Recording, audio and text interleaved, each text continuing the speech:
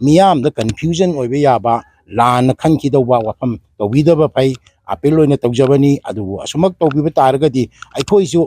ꯃꯗꯨ ꯇꯉꯥꯏ ꯐꯗꯅ ꯑꯣꯔꯒꯅꯥꯏꯖꯦꯁꯟꯕꯨ ꯂꯥꯟꯅ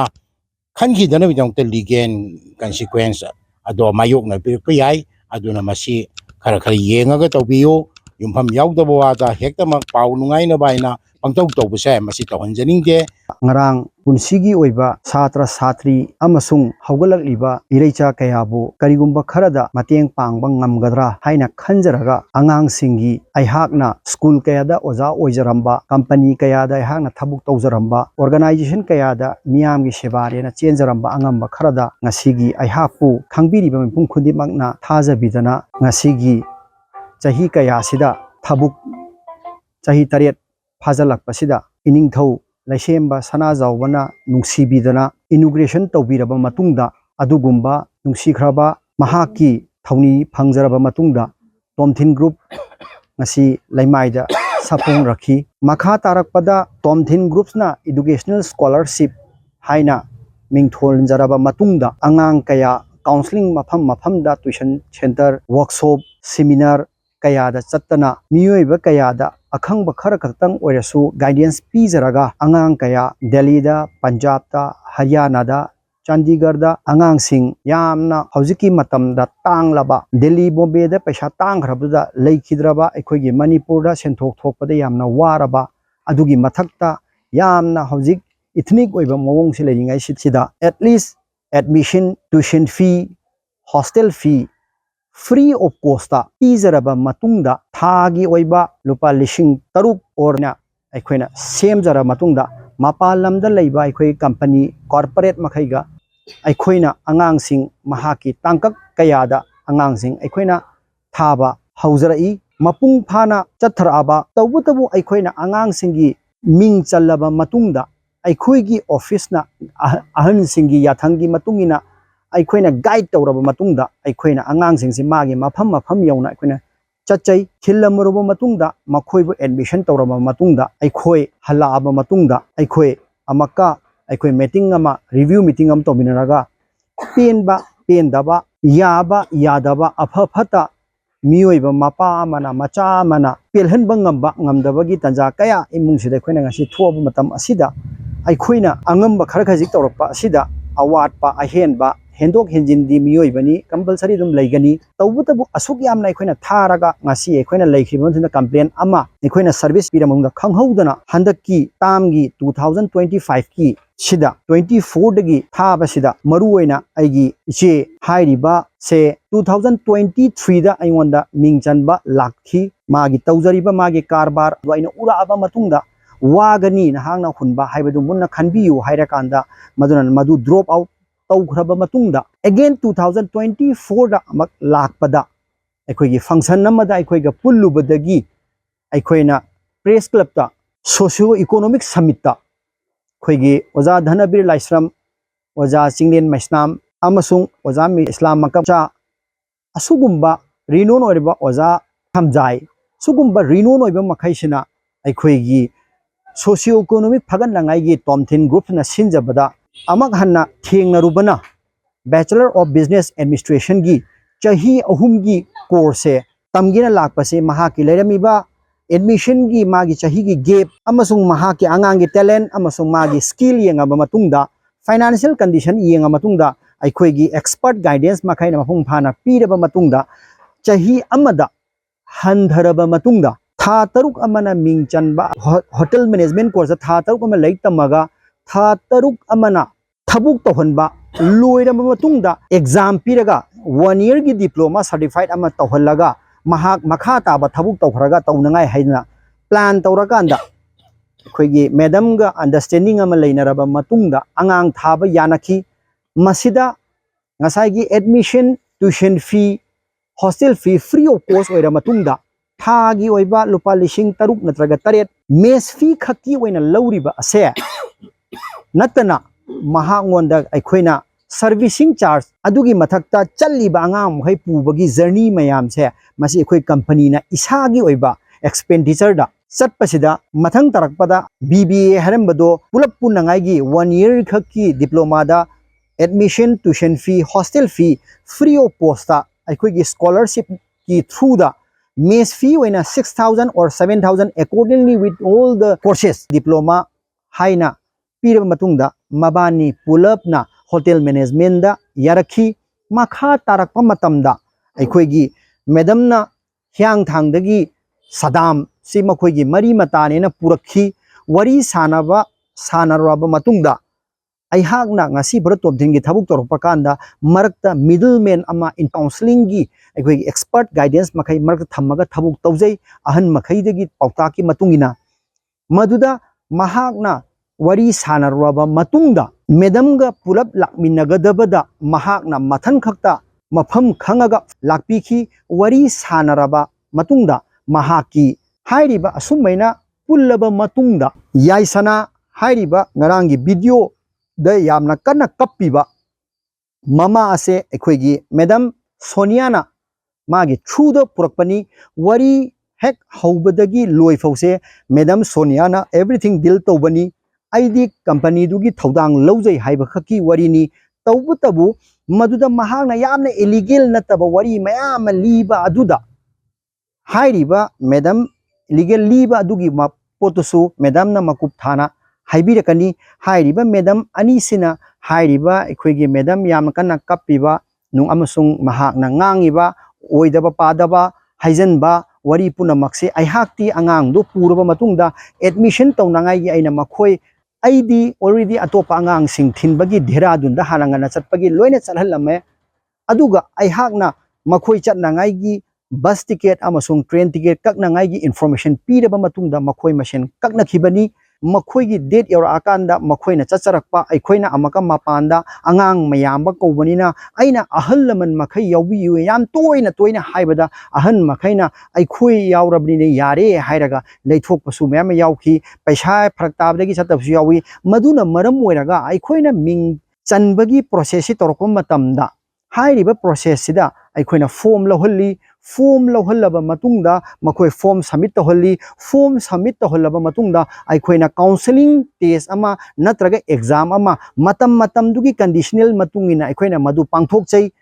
pangthoba matungda maduda aikhoina magi skill da talent da amasung mahaki leiriba magi marki basis da aikhoina ngamungda yaraba dugu kangu makaise yare haina khalla matungda aikhoina mapanda leiba aikhoigi coordinator singa aikhoiga pau faunara matungda matang chana matam chana numit lepa matungda aikhoi nungsi chana na every matam thai tawbutabu hairiba hojiki college hairiba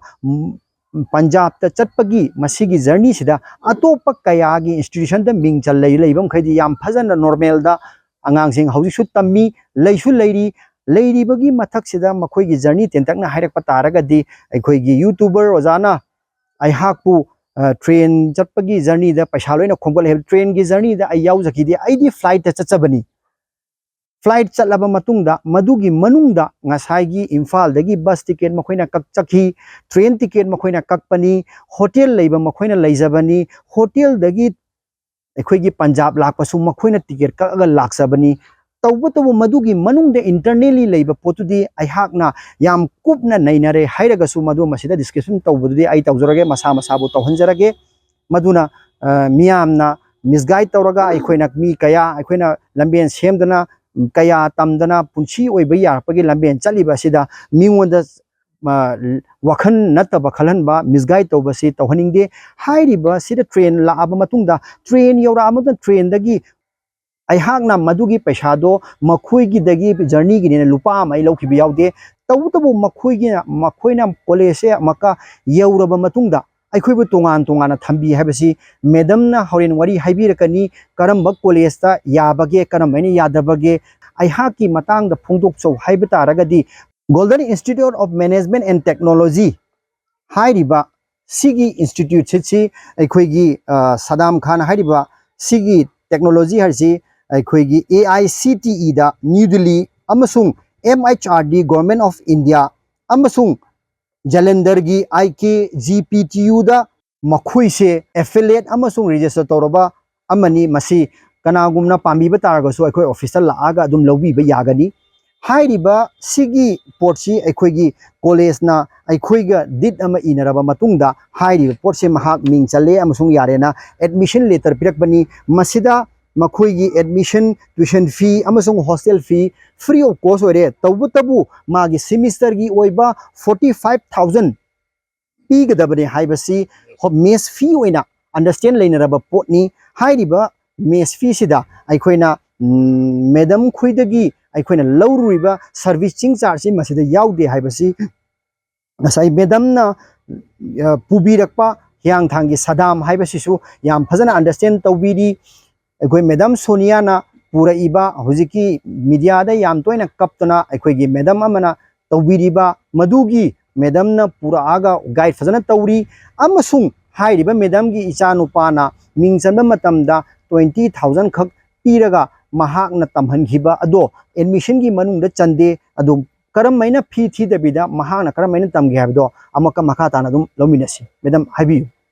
Isanipa Jaisnagi mama isena social media da phongdorokpasi yamna nungaite ai sumna ikoi isa singsi punna thaminna sena hairaga chatminna bani Jaisna na plane da lai aikoi ai isa yauna Imphal dagi Delhi tana chatli Isanipa Rais Khal amasung Arazudil Taslimudil aragi Sadam ikoi punna mapaga yauna punna ikoi train da Imphal dagi bus tongaga Guwahati yau pau ikoi tawraga chatminnai train manungda aduga yauraba matungda ikoi hotel da lairaba matungda Punjab changnanagi sarnurda ikoi phone phaunare sar ikoi somna jawra abanina sar ikoi Punjab se changa again haiba kanda fare nakoi changao Punjab ki nakoi ticket ka aga lao na haire haiba kanda ikoi numidangi pung tara da aiga Arazudin ga aigi Isanipa Rais Khan ga punna thoi thoaga ikoi ticket kakchai arai Yaisna yauna punna magi yam kana kapiba chedugi Machanipa Yaisna si paisa yaudre ikoi de Punjab tana chatpagi na hai adubu nangi yaudrogasu ikoi mayam sagi adjust taunarasi Punjab ti ikoi yaurasi sargi manakta sarde somda mingchanbal khara student khara du loirabnina ikoi amag yaujallasi aduga kaidaunabagi honasi na haiba kanda paisa si ikoi mayam khaijannare ara Yaisna hariba angang sigi paisa si Arazudinna Delhi dagi Punjab jauna ko satkaduba mafam si magi paisa sin haktangi adjust tawngai ikoi Arazudin na putho aga ikoi ai isamakna ticket ka aba matung ni yaura matung da ikoi Delhi dagi Punjab ki ticket ka aga aikoi yauna thindo mapaga aiga taxi amane taxi sigi barha sifau aikoi na nei Yaisna gi barha yaude aigi Isanipa Rais Khal amasung Arazudin Yaisna kapiba nupi sigi Machanipa ni Yaisna hariba angangsi magi chatpagi taxi dugi ikoi gi Delhi dagi ikoi station du yaubagi barha phau magi yaude ikoi na makeup tawi adum tawraga ikoi station phau chatlaba matung da tongaga makoi yau khare yauraba matung da nur thengnare ima Isanipa here ima thengnare nur aikoi college ta loina sarna loina pujalle laire na koi laibai chabai di kamda wi bungo sarna ikoi loina pichai pithai loina pujalli haire fare adu odi ming chalaba challe khole an hairaga lairaba matungda hujik social media da RK product ta thagala iba Yaisna gi mamana kabba lauraga oida padaba ngangaga thagla ibasidi ikoi tasengna mak nungaite isamak chu yauri bani angang taminna badai isamak Delhi da chatlaga angang si Punjab ta tharammi bani minglang challaga Abdunur Masana minglang si challe ise yaraba kholaba yare okay tare hairaga lairaba matungda hyang thangi angang sina college amada magi di sahi mari chatliba ikoi gina sahi amakak ara makoi si khara thapna rakpasta hyang thangi angang sina hairaki phone tawraga ikoi da hairaki sum tawraga nakoi gi college studi adu tawba nur nangna punna mak phanaba silu ai adugumba ikoi khangde ma su mi ama oina thoga ibani kaidawbagi mane hekta pangtaw tawba yadorimo mioi baisi aduna mana phanaba dum sinjani haikanda o fare adudi chena koi kedawre dere ma masa tamjararoige ai tokjarage hairaga college tura magi ajana bache khara sign tawnaraga magi lairambagi sabagi nongmanini lairambadugi magi chani tarara ai bai hatawdre khara pirammaga magi original certificate lauraga aikoi dasu haira mitho asi oiroi hai magi college sida puro una angang singche makamana haidana laibadagi di pujalle Yaisna khoi gi room da college da hainaraga nurna adusu yam kanna nurna college da satlaga haijare sum tawre na hairaga pubira aga golden da thamme thammaba matungda makoi si yam harauna makoi lainajare lainaraba matungda efficient tawde adu tawden tawre check tawre khoi loina tawramme tawrambadagidi ichani pa khoi harau harau phajana laire ajaidi thama gumba laira kanda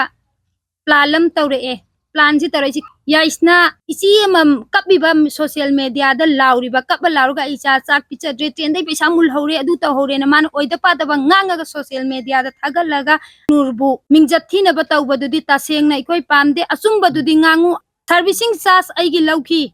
sonia na aigonda 50000 pu hai sonia ai huji 50000 di pi bangam den ai first chance lising manga pi second da therapy last ai lising manga pi ga 20000 pi 20000 pi raba matung da su khitang di habai ana nur ai tawbi gano habuna nasi phau ai pi de huji phau nur da dum ai lai hai kre hai ba kanda fare adu den har ga 20000 si lauraga thana khibani angang sing ji makoi gi charge college tu gi fee thi bagi adu gi da gi hai bana te makoi na lauri ba 20000 si di ikoi da tham da ikoi da hai rakhi na khoi ngam ga du bra lising taru na khoi gi lai bagi sa bagi college ki punna mak sup baga pura na khoi da laudu si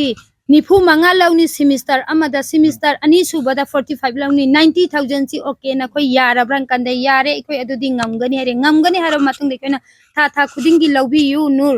ikoi di amakta da di ikoi captain si pukhat pangam moi ikoi di nong magi sura ta la hon amina tha gi thibi yu hai kanda ikoi si chatna angang si tharam ba matung da changki baga ikoi khanghau je tha pha gi ba ikoi si haina ikoi pesa si sagat pangam da gi tha ahum si khanghau da na jaujan khare yaujan khraba matung da ikoi si thang phakhtang thi jage haira I ara adu di pharak tare iche tha ahum gi thiro na haire hairak pa kanda ikoi si upai laitadan laiba kanda fis thi bagi wasi palak pa kanda na khoi cha ising di kam da wi bunga pichabra khochabra kam da wi ima ikoi college ti kai ikoi saksu ikoi pichai matam chana ikoi karigumba am photau de ai yam nungai na lai fis tu di ima na khoi na haina ki bai potu gi matung ina hairiba fis tu thidok traga de ikoi chu yam na ikai na khoi na fis thi da bagi matung innani ikoi da haire isi thirage hairaga ikoi thi da bani tha ahum si aigi isa college routine naina kai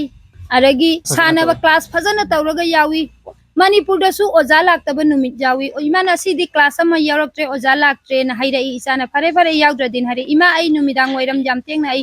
bol sanaba ai chatle yauri kholi na haira me do chakchaba matam di sahi na haire kabiba social media da thagla iba iche sina sak picha de ichabu tilau machela machi aga yam wana ichabu khangaga lai haibadu di oida pada badi nganganu punna laiminari bani adra soina kiba punna makpu sak picha de adu picha de haibadu di ai hai hanning de sengna tha aduk yamba lairabda nongma phauda hairaba miram damdra ikoi lupa ma yaudana mayang lamda ikoi laiba yaba nate nasi phauda nurna karigumba am phau haidana college ta hujik phau fees so thidana hujik phau su lairi aduga makoina paisa thide khote aduni adane na hairaga haibasidi ichena kapal lauraga oida padaba ngangaga tawbasidi tasengna mak aikoi nungaite tamningdragadi toktho u kaisu kaide chariba paisa dudi migi lemna karai dei tarakani cha engsangsi tha kya sure adudi pithok piramaga isagi original certificate tu lobiraga adumak thokpira u aduga urgi damakta minjathina bagadi tawbiganu mi kaya su ikoi bukana ba piriba mi kaya su hujik tamhauri ba punjab ta dehradun da tamhauri mayamama sugumba kaya da wakhal hongnanabgi tawbadudi tawbiganu nungaite ta sengna mak asengba makki train da tonga aga yasna dagi isena ichadagi paisa lauki haibadu isar mafa matamdra su yauki de sarna office ta kauraga isena khoi mayam punna hairibasda la ammo satra khara ai dehradun da chalammage der nakhoi ga punna chatmina se chu jai adubu nakhoi yamna wagani delhi da laiba matamda aina mingchanbe hotnaringa da yam wagani aduna nakhoi la o flight ta lakira train da lakira haide ikoi paisa yamna wai se aduna ikoi gi makhada tawraga ikoi lakcharage haikanda fare adudi nakhoi punjal lo nakhoi myamsi punar laure ikoi punna timsi punjal laga ikoi isana hapta dagi train ticket ka aduga ikoi blue hin tonga ga chatmin bani yaisna matong phaknang flight ta la aga ikoi de phone parai ai isana pai phone ꯐꯥꯎꯔꯛꯑꯒ ꯑꯩꯈꯣꯏꯒꯤ ꯂꯩꯐꯝ ꯀꯔꯥꯏꯗꯅꯣ ꯍꯥꯏꯔꯒ ꯂꯩꯔꯒ ꯃꯥ ꯍꯣꯇꯦꯜꯗ ꯑꯩꯈꯣꯏꯅ ꯄꯨꯖꯟꯃꯤꯟꯅꯔꯒ ꯆꯪꯃꯤꯟꯅꯔꯒ ꯄꯟꯖꯥꯕ ꯆꯠꯄꯅꯤ ꯅꯨꯔꯒ ꯃꯈꯣꯏꯒ ꯄꯨꯟꯅꯕ ꯅꯠꯇꯦ ꯅꯨꯔꯅ ꯀꯔꯝꯅ ꯃꯉꯣꯟꯗꯒꯤ ꯇ꯭ꯔꯦꯟꯗꯒꯤ ꯇꯤꯀꯦꯠ ꯄꯩꯁꯥ ꯄꯨꯝꯅꯃꯛ ꯂꯧꯊꯣꯛꯑꯒ ꯆꯥꯈꯤꯕꯅꯣ ꯆꯥꯗꯕꯤꯗ ꯑꯣꯏꯗ ꯄꯥꯗꯕ ꯋꯥ ꯉꯥꯡꯕꯗꯨꯗꯤ ꯄꯥꯝꯗꯦ ꯇꯁꯦꯡꯅ ꯃꯇꯥꯡ ꯑꯁꯤꯗ ꯑꯩ ꯂꯣꯏꯁꯤꯟꯖꯔꯒꯦ ꯌꯥꯝ ꯊꯥꯒꯠꯆꯔꯤꯁꯦ ꯄꯩꯁꯥ ꯄꯥꯏꯔ ꯃꯇꯨꯡꯗ ꯑꯆꯧ ꯑꯆꯧꯕ ꯀꯣꯔꯁ ꯇꯝꯃꯒ ꯃꯥꯏ ꯄꯥꯛꯄꯒꯤ ꯐꯤꯜꯗ ꯀꯌꯥ ꯆꯪꯁꯤꯟꯕ ꯉꯝꯕ ꯑꯁꯤꯗ ꯇꯝꯗꯤ ꯇꯝꯅꯤꯡꯉꯒ ꯇꯝꯕ ꯐꯪꯗꯕ ꯂꯩꯕ ꯑꯁꯤꯗ ꯈꯔ ꯈꯖꯤꯛ ꯇꯧꯕ ꯉꯝꯅꯉꯥꯏ ꯆꯪꯁꯤꯜꯂꯛꯄ ꯑꯁꯤꯗ ꯑꯁꯨꯒꯨꯝꯕ ꯃꯦꯗꯝꯅ ꯉꯁꯤ ꯑꯍꯥꯟꯕ ꯂꯥꯛꯄ ꯃꯇꯝꯗ ꯑꯩꯍꯥꯛꯅ ꯌꯥꯈꯤꯗ꯭ꯔꯕꯁꯨ ꯑꯅꯤꯁꯨꯕꯒꯤ 2024ꯒꯤ ꯕꯦꯁꯇ ꯆꯪꯉꯛꯑꯒ ꯍꯥꯏꯒꯅꯦꯅ ꯁꯤꯀꯥꯡ ꯀꯥꯡꯉꯒ ꯀꯜꯂꯕ ꯃꯇꯨꯡꯗ ꯊꯥ 6ꯀꯤ admission tuition fee hostel fee free of cost pira matungda mahaki mes ki fee oina only 6000 piraba matungda tharaba matungda madugi mes fee tha ahum pidana college ta leiba matamda nong mata college ki mi makhaina aikhoi gi company bo respect to biba amasung aikhoi corporate company ma respect to bina nong ma phauda mahaki phangiba sanabagi library gi then magi practical gi magi classroom gi magi mes fee loina benefit piraba matungda ngasi Chumbal Lanbagi wari kari mata khangdabida production amana aikhoi hapchale madam ngahatang lakpiba yagadra haina hai jaru matamda lakpiraga ngasi asengba paudamba amasung makhoina maram mama oiraga mapanda laitamba chakadaba khudong saba kaya piriba aikhoi company si muthatlaga makhoina makhoigi nungaizaba kari point leibano hairiba video de yamna kapliba madam machanu pasi yaisana kawi yaisana si madam gi machani paga pulapna Taminaraga Laibani Lairaba Matunda Ahanba 45,000 semester fee meski fee ma pigadabse hauzik the only 8,000 khak piri hauzik poda masi ngarangi production na ubiramaga tabiramaga di yamna laibak phabiramgadabani nakan nama khaki wata dabida organization na aikhoi da represent tobiraga natraga hangbiramaga ahallaman ga phaminaraga aikhoi na pamba pamdaba hainingdaba nahangna kona aikhoi gi for amantara matungda journalism gi ethics amada adumena wakhan kari chenminaramaga investigative oiba pot amada yamna resultive oiba point amada tobiramba taragadi yamna so hena thagacharamgadami miyam gi seba phangba oibiu RK production tasengna tawbudabu afaba achumba one sided oiba information di ohenbiganu haibasi ai hangna request tawjari hairi ba yaisana haibase accept magi admission tuition fee hostel fee free of cost tawraba matungda Mama na uliba aikhoi gi chi sida su izari admission and college fees is 100% free but hostels but exam semester fee 6,000 to 7,000 is to be paid ena iri sumaina aikhoi na haijaba speech to aikhoi na ngasi Manipur da mentors oikraba amasung adugumba lamyan ba oikraba adugumba achau achau ba kaya gi makhoi gi wakhal losing pakcharaga tamjaraga chenjari ba asida mahakna Tha hauzik phoda mahangna risi tha mapan sure tha mapan suba matam sida mana thifam thoiba paisa se at least 7,000 into 9 63,000 hauzik phoda pigadaba sida only mahangna piribasi only 8,000 khaktani aduga adugi makha tarak matamda mahagna hauziki hairiba 63,000 si semester gi fees ti only 45,000 ni mes gi fee oina aduda makhoi toksagena makhoi hairammi aingonda haibanate institution da haibani institution ga makhoi ge yana badudi makhoi ga pau phauna ngai ming chalaba matungda yam toina pau phauna ningba lakpadagi ai hakna number ma pikhi hairiba helpline number si oza nabdip kawi oza nabdip ka makhoi ga ming jan khraba matungda so far tha ahum mari aikhoi ga gap yam chauna leina khraba matungda makhoi ga yanaraga leinari haina ururoba matungda last ta khanghoudana handaki aikhoi gi Mars ki date 8 ta ai hangwanda phone toraga maha ki fees lupa lishing nifu manga mes ki fee du phithok charage haina mama na phone toraki madam koi khreda pau phawdaba yam phare madam ado nifu manga do mana pigeon jara ge haire magi 8,000 zil thik hi paisa si lauthu kanda 37,000 lemi 37,000 si khoi gi madam hana dagi hauna counseling lobi raga pura aga lakpa madam ga marakta mahakna ikhoida hairaktaba madam na haiba haidaba adugumba min minded oiba wakhan na taba mama man leina khibdo thora dabanina aina khallaga madudi madam Sonia da pibiro aina hairaga madam Sonia da pira kanda lakibani mitang nipan da mahang na madugi paisa si pirakhi amasung hairi ba tang nipan da March da pirakre aduga April da aikoigi yamba aikoi nakanda phamiba oja Soren ga pau faunaraba matungda mahak na paisa se magi family ma 37,000 se pikhi pikhraba matungda pigadab se aikoina pung 10 da pijagena sarna hairui hairuba matam sida sarda repeatedly ekta masing masangna phone yam tawrakhi ki numitigi afternoon evening adwai da aikoina paisa se pikhra matungda numitu da di aina khangning mana numitu da di phone se ekta dama da phone manam chana tawrakhi aduga paisa phangkhra matungda hauji phaudi hairiba angang se lauthok pirabra lauthok e haiba taragadi every institution da ina tharamba angang punamak se ai ngon information ama pirakadabani angang lauthokre angang chatkhre haibagi aihak aduga institution haiba si magi tongan ba magi time and policy am leribani aikoina hana admission tawba matamda aikoina counseling pi matamda guardians lakpiu haiba matamda yam limit oina lakhi damna maram oiraga ma aikoigi leiriba kanglamji khara watna khangi maduna ngasigi thaudok asigi makha tarakpada aikoigi Madam Sonia namtang hom khitang thambinaba hinjari RK production gida kapiba ije dugi macha nupa yaisna haise aina mahadi han badama hange paisa kya thi doino na aina hai lu policy yang khai thi doini haire servicing charge se ramana yang khai di yamalle khara haina ro haina re aina ai pharak ta do mane do hoi hai phete sar da haire gen haire aduga sar da haina re aina haina bada mana 30 dagi hena piba ngammoi haire adu fare nang amtang office tala o aduga sar da amtang nang na amtang hairon haire do ma Hira humla ko bakanda laktre marak ta amuk lae amuk lak bakanda sarda mana haire adra haire do aidi ta haudre na kanda staff atopa la aga guardian wari sana laibda ana ma wari sana raba na ina hange ado sana re na haire do ya haura ba na ina hange ado mana ya haure 30 du an haire fare harga 30 du pirama matung da mana flight ticket amuk pire ado flight ticket to 10 pibane Polishing tara piraga man flight ticket to numituda aisu inaw nupi Anjali se college amada maga college ti punde aro college amada ta me mafam di Punjab ta moire aro mana date 15 ge sida ma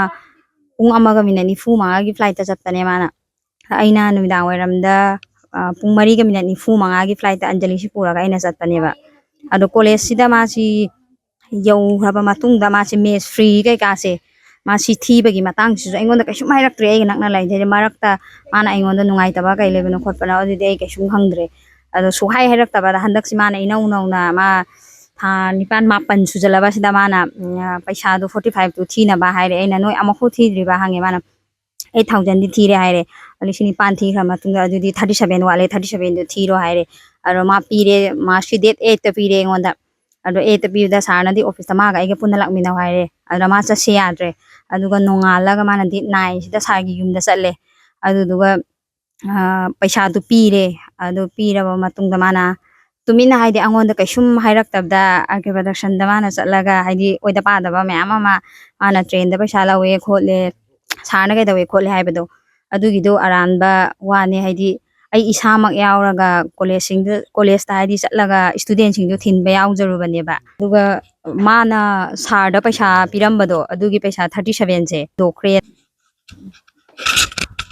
asumna aikoigi yaisana aikoigi iche ngasi media da yamna mahaki macha si hairiba huji wangang bi hiba Madam Sonia na purakhibani Madam Sonia na pura aba matungda hairiba mahaksi admission gi damak process tawraba matungda maha counseling tawki counseling sida mama se kauba ayamba lakte adugi makha da su amaka punminabagi program ani haiba kanda su lakte hairaga na hairakte na dum hai aduga housik haiba matamda mahaki housik thiga daba mana semester ama